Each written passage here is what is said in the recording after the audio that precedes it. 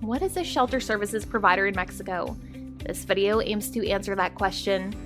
Just imagine you have a company headquartered in the United States, Spain, Canada, Germany, the UK, France, Italy, China, or anywhere else in the world, and you want to expand operations in Mexico. This is exciting, but also comes with a variety of new regulations, legal requirements, and cultural nuances that you're not familiar with. That's where a shelter service provider can help you through the new landscape. A shelter service provider is a specialized organization that helps foreign companies like yours establish and manage manufacturing facilities in Mexico.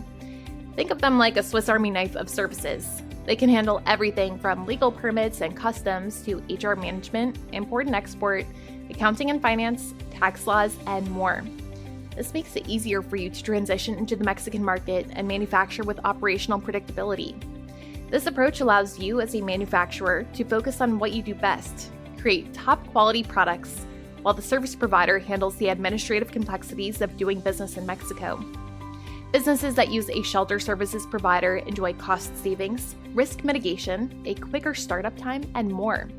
Plus, with local knowledge and experience, you can avoid common pitfalls and get your operation up and running smoothly.